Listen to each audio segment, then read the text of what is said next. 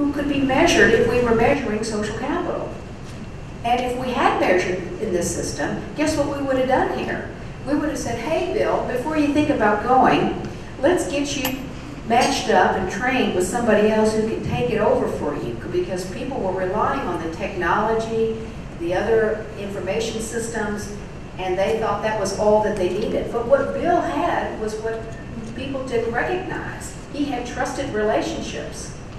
You can transfer trust through appropriate mentorship, but you can't transfer trust through a piece of technology.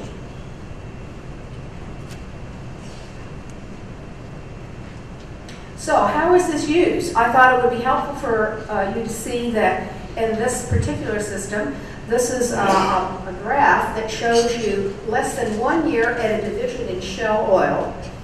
Over here is 1 to 2 years. Over here is 2 to 4, and this is greater than 4 years. Let me explain to you why I'm showing you these 4 blocks here. Shell discovered, and it is facing a time of cultural change where they have to take an aging Dutch engineering culture and they have to hire a lot of younger, much younger, and multicultural engineers.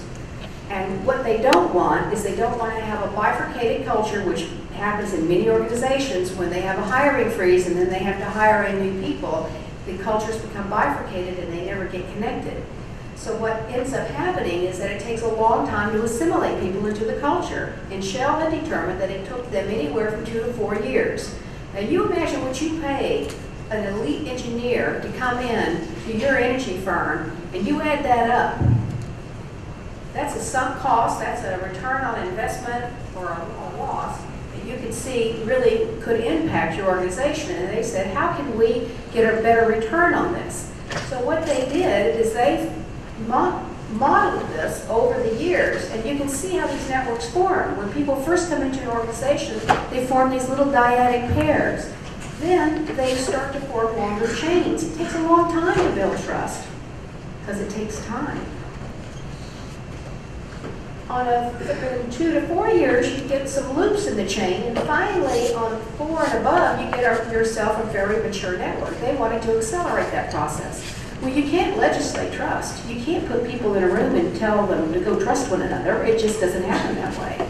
So what they did is they found those hubs, those gatekeepers, those pulse takers. They anointed and appointed them the lead people to mentor and bring in these new hires, and assimilated them, and found out that they reduced it to 6 months. That was a huge savings. Now, in many of your organizations, if you're not doing these kinds of things, it usually takes, on average, 1 to 2 years to assimilate any new hire into the culture. Now we can shorten that time. Another organization nearby here in Bethesda, Maryland, called the NIH. The NIH wanted to understand how its networks operated. Here's the command and control system of the NIH, called the Division of AIDS.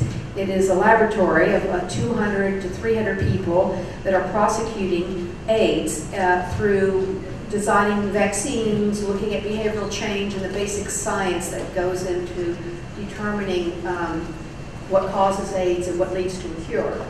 The green lines that you see over here are the expert scientist networks. What ended up happening is that they had a director there that was started the division 20 years ago and was nearing retirement. And I asked the director, what happens when he retires? He says, well, we have the normal organizational or normal government process where we solicit interviews, we solicit CVs, we do the interview process. That usually takes about a year. We have them come in, we try some out. So maybe it will take a 1 to 2 year period. I said, well, that's interesting, because in this analysis that I've just done for you for an entirely different reason, I've discovered 1 to 2 people that really would make superior potential leaders. Are you aware of them? He says, tell me more.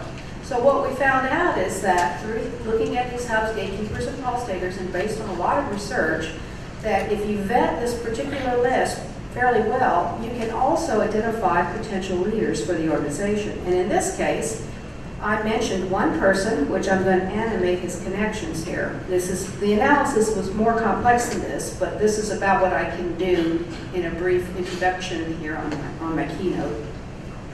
to show you that in some instances people are very externally oriented. Those are great salespeople and marketing people. They're good for building relationships, and some people are more internally oriented. And in this particular case, he had a fairly good balance between those two skills. But there were many other things that pointed to his potential leadership possibility. But I said to the director of the NIH, I said, why don't you do the following? While you are looking for a potential new director for the division, why don't you make him acting director and kick the tires? Find out how he works. Well, that was 6 years ago. He's director of the division today because he worked out so well. People trusted him, they understood him, they knew that he had their back. He'd been there for a long time. He's leading the organization today. So not only can you assimilate people inside an organization more rapidly, but you can also be able to find or unearth hidden connections that you might not be aware of, the unusual suspects. The director never had thought about this person as being a potential director of the laboratory. And then he said, you know, but now that you mention it, and now that we're talking about it, I'm beginning to the gears were turning. He said, I'm beginning to see this does make sense. And that's the subtlety of tacit knowledge, and that's the subtlety of social capital. And that's why we can't leave it up to our intuition, because our intuition is driven by our egocentric networks. We have to systematically measure social capital if we're going to get it right. So, why does this have importance for us? Because when we look at the networks inside an organization, it's one thing. We can find out who's connected to who and try to understand how we can better promote or better measure people and recognize them for their skills. But when institutions are connected, such as in the Department of Homeland Security, or partnerships between the various intel agencies, or between the military, or if you look at healthcare, or you look at education, then when that happens, it's really called a heterarchy. Now, at the bottom, when you look at those little round faces representing people, that's the network of people. But up at the top, when you are talking about partnership between institutions, it's really called a heterarchy. And I am not talking about two-way partnerships. We get that. We understand that. We have marriage contracts and we have vendor contracts. I got it. There's not a whole lot of uncertainty associated with that. It's when you go back to that three-way little connection that it gets complicated, because you don't know what the other party's doing, and that can introduce questions and distrust or mistrust. So heterarchies are complex partnerships, and that is the challenge that I think we all face in the 21st century, because we are in a small, hot, crowded world, and we're having to collaborate not only within our own government in different ways than we've ever done before, post 9/11, but we're having to collaborate in ways with other nations. Of course we did this before, but it's much, much more powerful now and much more frequent. So let me just give you this definition of a heterarchy. Now in this one, this hierarchy has 5 different organizations. Those are the 5 silos that you see. And the blue network or process network that's mapped there is something that they designed in order to help manage that hierarchical partnership. Most organizations think that people will volunteer or they'll just genuinely or authentically collaborate. They might, but if you're not measuring social capital, they might do it once or twice for various projects, and then they're going to retreat back into their own silo because that's where they get paid. So until we measure social capital and build in reward and recognition systems, people are only going to be collaborating episodically. And if you want to create systematic and systemic collaboration, then we have to pay people to do that. And we have to pay them to collaborate across organizational boundaries. So the definition of a heterarchy is it consists of 3 or more. 3 is the key number. Just remember that Dr. Phil diagram. 3 or more distinct hierarchies, each with its own raison d'etre, with its own reason for being, and therefore its own boundaries, its own policies, its own way of doing things. But they must collaborate in order to accomplish a collective good that is more complex than any one hierarchy can manage or achieve on its own. Now that sounds like protecting our borders to me, That sounds like healthcare to me. That sounds like education to me. Not everything is a hierarchy, but some of the biggest challenges we face in this century are hierarchical in nature. And we cannot look to the past because the world wasn't small and hot and crowded like it is today. I've made a general call to archaeologists out there all around the world saying, give me a hierarchy. So far, no one has. This problem we have to solve, but let me tell you about the solving of it. It exists in the people, in the key connectors in each one of those silos. Let me give you an example, 3 examples of what's been done in this country and in the UK. In the UK, for a decade, I was working with the Office of the Deputy Prime Minister and the Office of the Prime Minister under both Prime Ministers, Tony Blair and Gordon Brown. And we ran about 25 projects, of which you can see 12 that are listed here across the areas of the UK, where we were looking at public-private partnerships, PPPs, or LSPs, local strategic partnerships. And what that was is that the government realized, the national government realized, it can't solve everyone's problems. It has to delegate and work with regional, local councils, not-for-profits, for-profit sectors to try to make the country a better place, as in reduce crime, domestic violence, take the youth off the street, get them involved in sports. There are a number of large governmental policies, and they were doing it through these PPPs. What happened is that as a result of forming these PPPs and announcing this great initiative, they developed over time 450 measures of effectiveness, which did not measure anything.